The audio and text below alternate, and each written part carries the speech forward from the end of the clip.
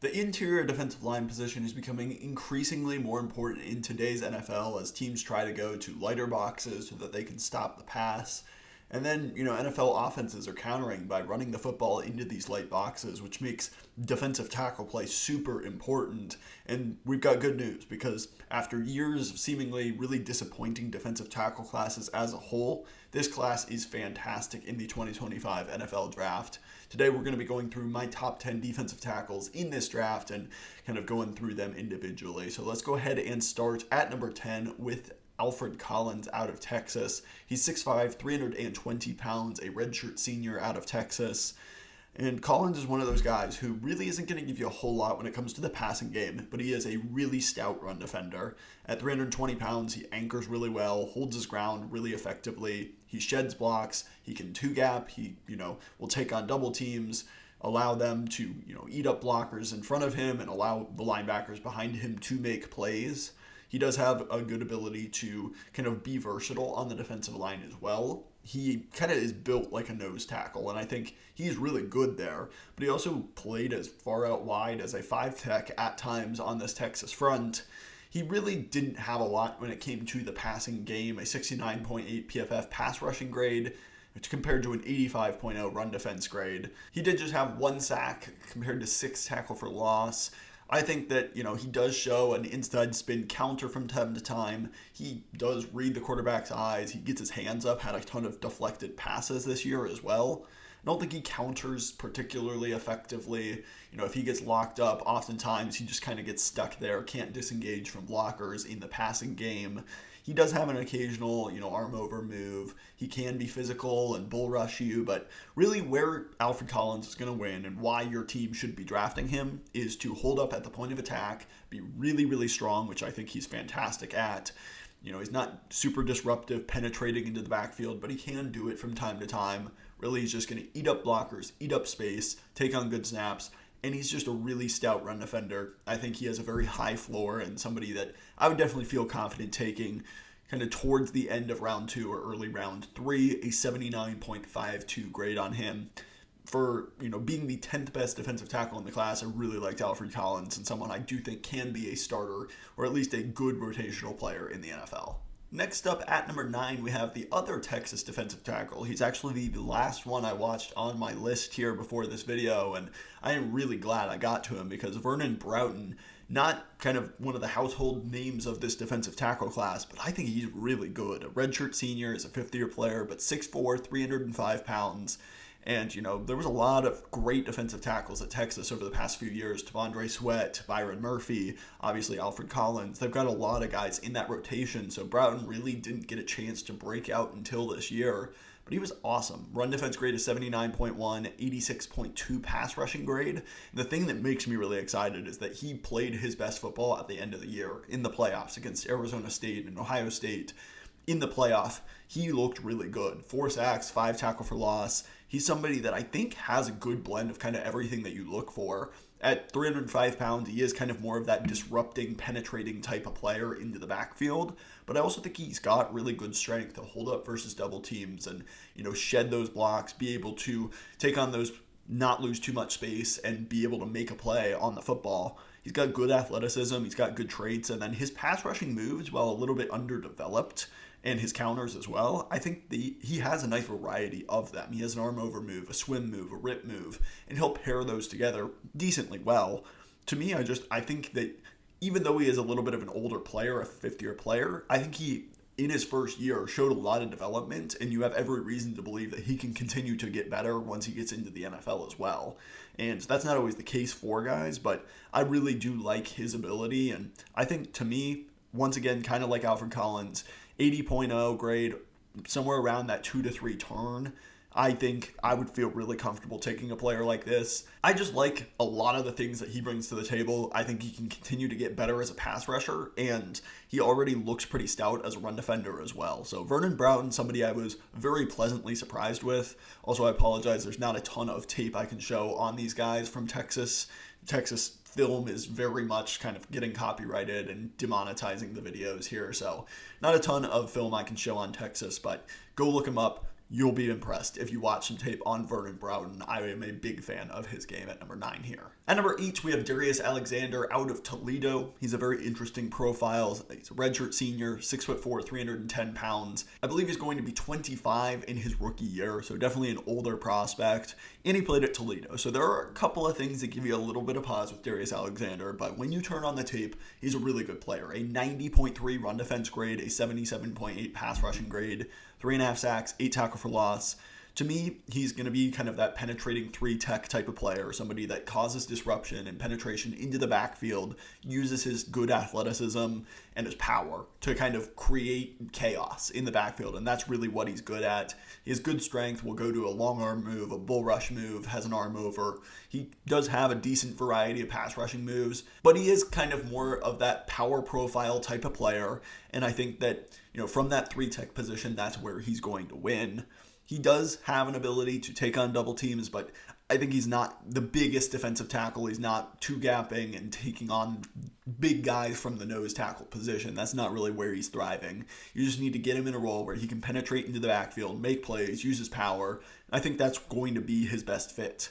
So there are a couple of question marks. To me, once again, I have very similar grades on all 3 of these prospects we've gone through so far. I have an 80.95 grade on him, around 2 to 3 grade, and to me, I think that Alexander is a really interesting player. He did really well in the Senior Bowl and kind of showed up there against good competition. So that maybe eases some of your concerns about him playing in the MAC at Toledo and dominating less competitive competition. But he is a really productive player. He's done it for multiple years at Toledo. And I think he's never going to be a ridiculous star to me. But I think his technique, his traits, he is going to be a starting caliber defensive tackle, somebody that can be a really good force in your rotation and be a really good run defender, penetrate into the backfield, and make some splash plays. So I like Darius Alexander at number 8 here. Moving on to number 7, a guy I really like, and it says a lot that he's number 7 in this class. I have TJ Sanders out of South Carolina, a redshirt junior, 6'4", 291 pounds, so he's a little bit lighter than some of the guys we've previously talked about. And that shows up in his run defense, a 77.1 run defense grade. He's not bad at run defense by any means, but that's not really where he wins. He's kind of one of the lighter, more of a penetrating type of player at the 3-tech position. He's not going to line up at nose tackle and take on double teams. That's not where he thrives. He's a pass rushing 3 technique. And he had an 81.9 pass rush grade, 4 sacks, 7 tackle for loss. He has really good athleticism and really good pound-for-pound strength as well. Even though he is a bit lighter at 291 pounds, you'll see him walk offensive linemen back into the quarterback. He's got a powerful bull rush, and that's because he's got great get-off and athleticism that allows him to kind of build up that speed to power. And then I think he does have a nice bag of pass rush moves as well. He'll go to an arm over, he'll win with a long arm, a spin. He has a lot of different moves he can go to pair along with that bull rush that's really effective. And then he also has good counters. When he does get locked up, he's able to kind of transition into another move and be able to combo those moves together to get after the quarterback. And I think that he shows a lot of pass rushing potential from the inside. And that's some of the most disruptive type of pressure to a quarterback, is when a defensive tackle can get into the face of the quarterback and disrupt from the interior. So I think that's why TJ Sanders is going to be a really sought after player in this draft. And, I have an 83.33 grade on him, a true round 2 grade. And being the number 7 defensive tackle in this class does not at all mean that I am not a fan of him. It's just a great class. I really like Sanders, would happily take him really any time in the middle of the 2nd round. I am a big fan of his and think he definitely will have a big time role in the NFL. Moving kind of to a complete opposite type of player, that's Tyleik Williams at number 6, a senior from Ohio State, 6'3", 327 pounds. This dude is a nose tackle run stuffer through and through. An 88.6 run defense grade, just a 60.5 pass rushing grade. He's not terrible there, but that's, again, not why you're drafting him. 2.5 sacks, 8 tackle for loss. And to me, this guy is just kind of a plug-and-play nose tackle that you just know exactly what you're going to get from him. He's got an incredibly high floor. He's got a good motor. He's got good understanding of how offenses are trying to run at him and how to attack it. Just has fantastic gap discipline. You can't move him off his spot. He's just so good at holding his ground, taking on double teams, being able to split those double teams and still penetrate and make plays. It's really impressive, his run defense. And I think he is just such a high floor player. just know that he is going to be able to be that rock in the middle of the defense. Like I talked about at the beginning of the video, where teams are going to lighter boxes, you need a guy like this that can take up 2 blockers, eat up those blockers, eat up space, not get pushed off the point of attack. And that's exactly what Tyleik Williams is. Now, the downsides with him, he's not unathletic for being 327 pounds, but he just doesn't have the speed and get off that some of the other defensive tackles in this class do. And he doesn't have the pass rushing moves or the counters as well. He's a very high effort player. He plays with good hustle and can get some coverage sacks. He's pretty much just a pocket pusher, though, when it comes to his pass rush moves. It's just a bull rush. He doesn't kind of string a bunch of different moves together and spin off guys. He just doesn't have the ridiculous athleticism to do a lot of that stuff, and so it pretty much just turns into, am I stronger than you? Which he's a really strong dude, and sometimes that works, but he's not going to be one of those ridiculous disruptors in the middle of the defense. To me, though, his run stuffing ability is incredibly valuable. I have a 83.33 grade on him, the same grade I had on TJ Sanders, so technically they're tied there, but do have Williams ranked just a little bit higher, a true round 2 grade, and I am a big fan of Williams' game. Happily would take him in day 2. Moving now into my number 5 player, we have Kenneth Grant, who I think I might be a little bit lower on than consensus. I get why he's a really intriguing player, though. At 6'3", 340 pounds, a junior from Michigan, this dude moves so ridiculously well for being 340 pounds. Has a really good run defense grade, 87.5, a 75.3 pass rushing grade, 3 sacks, 7 tackle for loss. Now, from a pound-to-pound basis, this dude is a great run defender. Has really good strength, good block shedding ability. He can hold up versus double teams because he's so big and strong. He has good gap discipline. I really don't have any major concerns in his running game. When it comes to his pass rushing, I think, he shows tons of flashes from time to time. But I think there's too many times where he's too hesitant, where, sometimes he'll just hit you with an arm over move and just blow past you. And you just can't believe how athletic he is for 340 pounds and how well he moves and how he's able to do that at that size. But there's too many times for me when I, see him just be not quite as aggressive, jumping off the snap super aggressively, hitting a quick move. I think sometimes he just has a little bit too much hesitation. And then when he gets locked up, I want to see more counters because he's athletic enough. Kind of unlike Tyleik Williams, who's just this big, hulking run stuffer. Grant is that. But he could be so much more due to his athleticism that, Tyleik Williams just doesn't have that upside in that area. Grant, I think, when you look at his pass rushing moves, his best plays, his best wins are ridiculously good. And you're dumbfounded by it. But I think there's too many times that he's just not aggressive enough. So I want to see more of that. Against Ohio State, he looked fantastic. There were moments throughout the season, definitely on film, that he was really good in that area. But I just think he needs to be more consistent. To me, I still have a, round 1 to 2 grade on him, an 84.29.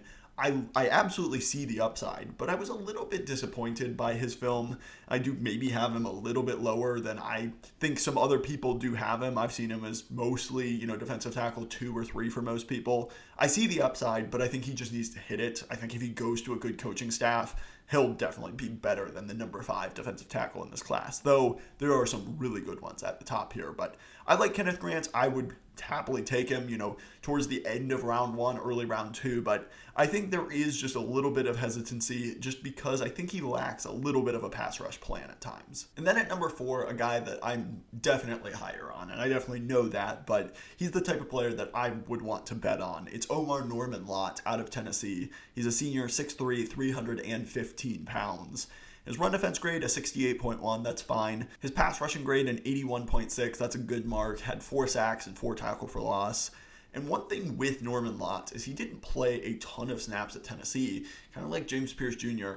These Tennessee guys, they just have a really weird rotation when it comes to their defensive line. They, sub out the entire unit for a good chunk of time. So Norman Lott just didn't have as much snaps as a lot of the other guys on this list. But what I did see, I was a big fan of his game. And really the reason that he's this high on this list is because I really believe in his ability as a pass rusher. He had, I believe, the highest pass rush win rate of any defensive tackle in the country this past year. And it shows because he has a wide variety of different moves that he can go to. He has a cross chop, he has a bull rush, he has a long arm move. He can, rip really effectively. He can go speed to power. I think he has a really nice bag of pass rushing moves. And when he gets locked up, he can counter and he has good hustle and plays through the whistle really well as well. I think the biggest thing for him is he has really good athleticism, a great get off, a great ability to explode off the snap and really quickly close that space between him and the offensive lineman, allows him to kind of dictate the contact and the pass rushing rep as a whole. And then I think he's underrated when it comes to his run defense. He doesn't have a ton of reps doing it, honestly. He wasn't out there a ton on run defense downs, but I don't think that that's because he can't do it, because I saw on tape him taking on double teams, going to a corkscrew technique where he drops his knee to the ground, splits the offensive lineman double team and penetrate into the backfield.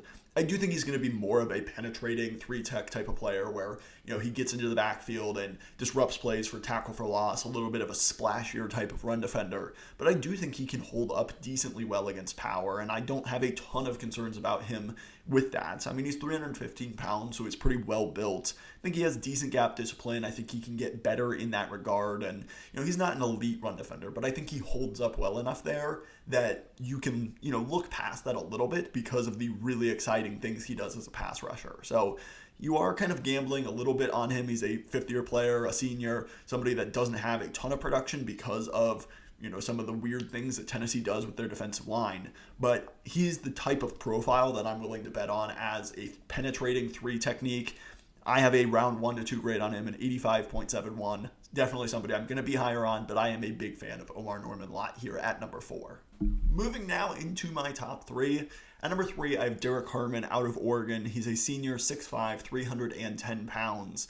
Really good productive year, 80.5 run defense grade, and 86.3 pass rushing grade, 5 sacks, 11 tackle for loss. Somebody that was a little bit more of a run stuffer. He was a little bit bigger. And then he ultimately lost some weight, came to Oregon, and became a really disruptive pass rusher as well. Led the nation in pressures, and definitely that showed on tape. He has a good variety of pass rushing moves, can win in a variety of different ways, but I do like his athleticism and his ability to kind of line up in a lot of different spots and still be productive.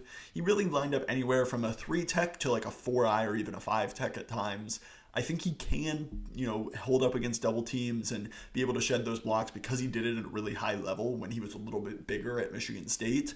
So he still has a lot of that technique down, but I don't think he has quite as much mass anymore to hold up versus double teams. Generally speaking, though, I think he still does do it very well. He's not the strongest guy, and I think he can continue to improve some of his counters when he does get locked up from that initial pass rush set, but I like his hustle, I like his penetrating disruptiveness, and that's really where I think he excels, getting off the snap quickly, winning with a quick arm over, or, just beating an offensive lineman to a spot on outside zone. He does that really effectively, penetrates into the backfield, forces the runner to change direction, or makes a play for a tackle for loss. I think that's really where Harmon thrives, and so to me, as a penetrating 3 technique with versatility to play all the way out to a 5-tech at times in different defensive alignments, I really like Harmon. I think that he's proven he can stop the run effectively. He's really developed a big pass rushing profile this year as well.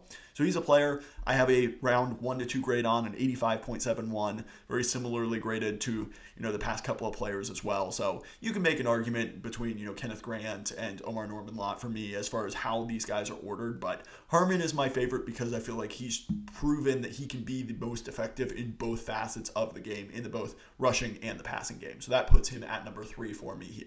Moving into my number 2 player, Walter Nolen out of Ole Miss, a junior, 6'3", 305 pounds. This dude looked great at the Senior Bowl. He was kind of a really raw player. He was the number 1 player in his recruiting class at Texas A&M. Went there, was not really developed super well. Transferred to Ole Miss, and man, he put things together this year. 91.6 run defense grade, a 75.0 pass rushing grade, 6.5 sacks, 14 tackle for loss. Incredibly productive player. and I am a big fan of his game. He's very strong. For 305 pounds, it's not light for a defensive tackle, but it's not, this giant hulking nose tackle. But I think he's very strong, holds up versus double teams, is able to hold at the point of attack, split double teams, shed quickly, and make plays on the running game. You can see that from his run defense grade, 91.6. He was really effective in that regard. I think he holds his gaps well, and he has great athleticism to be able to cover multiple gaps as well. Even if, it's not his gap responsibility, he's quick to diagnose the play and get over there and make a play in another gap that might not even be his, because he's really aware and really athletic to get to those spots as well. As a pass rusher, he does have some moves. He goes to a powerful rip move, has that explosive first step that allows him to, combine speed to power and, bring in a long arm move, bring in some power on the bull rush that I think allows him to be very disruptive in the pocket. I think he can continue to develop better counters when he does get locked up. I'd love to see an inside swim move or, a spin move to disengage from that offensive guard. But I think that, he has great get off. He has really good hustle, good block shedding, lateral quickness that allows him to, even if he doesn't have the best technique now, to still win really effectively against SEC competition. And that's a scary thought. If, he goes to a good defensive line coach that can teach him some better technique, because, he is still a little bit underdeveloped in that area. If he can get even better in that regard, he's going to be a monster to deal with. And I think I would happily take him in round 1. I think he will likely end up being a top 15, at least a top 20 player for me. So definitely think that he is going to be a worthwhile selection. Probably will go sometime mid day 1, maybe late day 1, but I expect him to be gone by, pick 24 or so. So I think that he is going to be a very sought-after asset for a lot of these teams in round 1, and I absolutely agree with it because he is a really good run defender with potential to be a great pass rusher as well. Getting into some honorable mentions, a couple of these guys I really liked. Jamari Caldwell, I was really sad to leave off this list. He's a true nose tackle, but somebody that has really good athleticism for how big he is. He looked really good at the Senior Bowl as well, and somebody that I really do like. I think you take him round 3, and he would be a really nice rotational type player that you can plug in there. He can be really solid when it comes to taking up first and second down, taking up some of those snaps. And he was a transfer from Houston, I believe had 6 sacks at Houston. So definitely had some good pass rushing prowess. Didn't have that much production this year in the passing game, but I think he is a really nice nose tackle that moves different than most of the guys that size. Shamar Turner at Texas A&M, around 3 to 4 grade for me. He's somebody that was an edge player, transitioned to inside. Still think he's a little bit undersized and doesn't have as much strength as you would want, but he's really athletic, has good lateral quickness and agility that allows him to be penetrating a force in the middle of that defense. Josh Farmer, one of the few bright spots at Florida State. He's got really long arms, plays with a lot of hustle. I think that if he can continue to develop some of his technique, he could be a worthwhile mid-round selection. Jordan Phillips, somebody who's just a run stuffer. He's basically, not going to give you much of anything as a pass rusher, but he's very athletic. He's very strong, incredibly young still as well. So there's potential for him to turn into a better player even. But I think that you kind of see the ceiling with him. He's not a great pass rusher, but he's really good in the running game. He can take on double teams, be that nose tackle that eats up space and eats up blockers. Then Deion Walker at number 15. This dude is hard to read because he's built ridiculously. He's like 6'7", 340 pounds. He's built like a nose tackle, but he plays like an edge rusher almost. Like he wants to win with finesse, and I don't think he takes on double teams. He plays with terrible leverage. So he's a guy who got top 10 hype coming into the season, and I get the traits, but he's not someone I see as a super high impact player. He's got a long way to go to develop some technique, and I think that pushes him down the board to being a mid-round pick at best probably at this point. But then at number 1, no surprise at all, we have Mason Graham out of Michigan, junior, 6'3", 320 pounds. This dude is just a monster. 92.6 run defense grade, 81.1 pass rushing grade, 3.5 sacks, 7 tackle for loss, 93.33 overall grade for me, a top 10 overall grade, and there's just a ton to like. Really not a ton of drawbacks from him. He's a high effort, really good intensity type of player, sheds blocks really effectively. He's just a monster run defender. He holds up versus double teams. He'll penetrate into the backfield. He sheds so effectively. He just throws offensive linemen off of him with ease, and that's such a valuable trait to have. As a pass rusher, he can combine moves together. Now, he does have shorter arms, which is really the one drawback in his game. So sometimes when it comes to like his counters, he's not able to disengage because offensive linemen get up in his chest and are able to grab on with good grip strength, and he's not able to disengage due to that length disadvantage. But that's really the only downside of his game. It has great strength, really good athleticism, can cover multiple gaps. He's definitely a two-gap type of player, disrupts and penetrates into the backfield, plays with great, intangibles as well. So there's a ton to like in Mason Graham's game. He's been a consensus top 10 pick kind of from the beginning of this draft cycle and absolutely has done nothing to move away from that. He'll probably end up as a top 5 player on my board for me. So Mason Graham, one of the best players in this draft, and he deserves to be in this number 1 spot. So that's going to do it for my top 10 defensive tackle rankings here for the 2025 NFL Draft. Let me know in the comments down below, who do I have too high or too low? Who should have made this list? Who do I need to continue to watch, get eyes on, because this is a really good defensive tackle class. Want to hear all that in the comments down below. While you're down there, please hit that like button. Just a free and easy way to support the channel. While you're down there, hit the subscribe button as well. Going to be putting out tons of NFL draft content, player rankings, mock drafts, position rankings just like this. So you won't want to miss it. Thank you so much for watching. I'll catch you in the next one.